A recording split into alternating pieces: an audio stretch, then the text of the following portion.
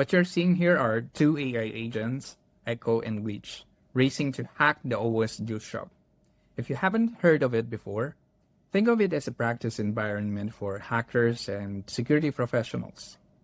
It's a deliberately vulnerable web application packed with realistic security flaws, making it one of the most popular platforms for learning web security and testing hacking tools. And today, we're using it to see how well AI agents perform. I ran this experiment because I wanted to compare two AI agents. One had access to offensive security vault, while the other only had the base LLM model. I thought I already knew the outcome. The agent with the knowledge vault had to win, right? But I ended up learning something far more interesting than who won. Before we begin, here's a quick overview of the setup. Everything is running on my Windows machine.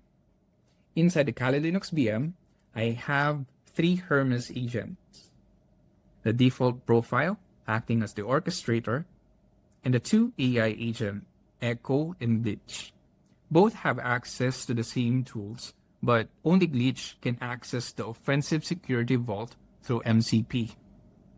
Each agent also has its own Docker instance of the OWASP Juice Shop, and I built a dashboard that pulls their scores in real time. Let's head over to the dashboard. Here, what you're looking at is the live monitor. You can see the experiment run for about 12 hours, along with each agent's cost, token usage, tool calls, session, and their live terminal.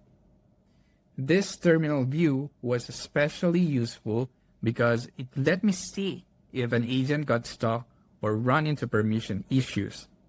I spent most of the experiment watching this page. Earlier, I said that one wasn't the most interesting part of this experiment, and here's why. There were 113 challenges in total, and the experiment ran for about 12 hours.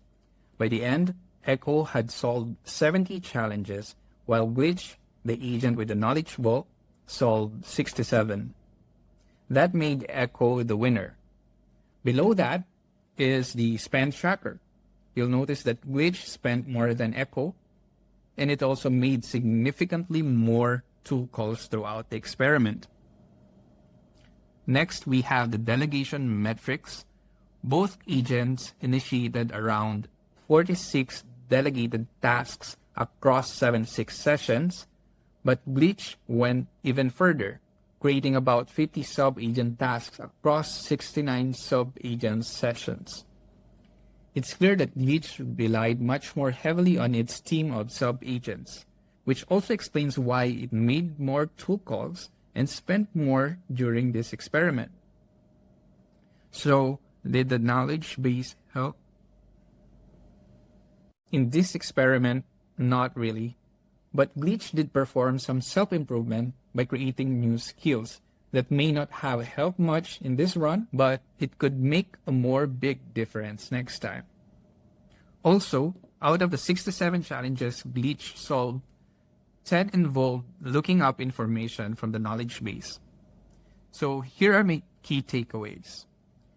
First, most of the dead ends were caused by the environment, not the agents. During the experiment, both agents ran into an issue. Some I caught and some I didn't. Looking back, they probably could have solved every challenge.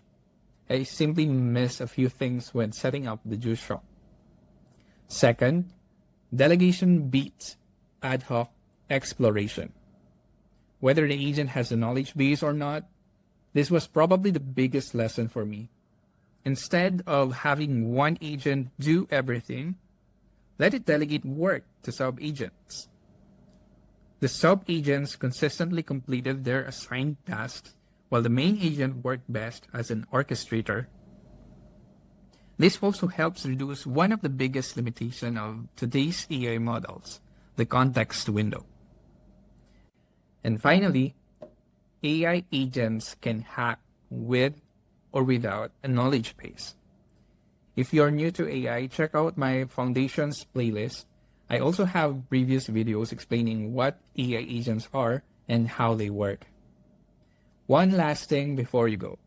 What you saw here wasn't some highly customized or deeply engineered setup. These were essentially default Hermes agents running inside the Kali Linux environment. I gave them access to tools and let them work. That's about it. That's the real takeaway. The barrier to entry has changed. You no longer need years of offensive security experience to start performing hacking tasks. Today, someone can deploy an AI agent, give it the right tools and skills, and have it attack vulnerable systems on their behalf. The question is no longer whether AI agents can hack.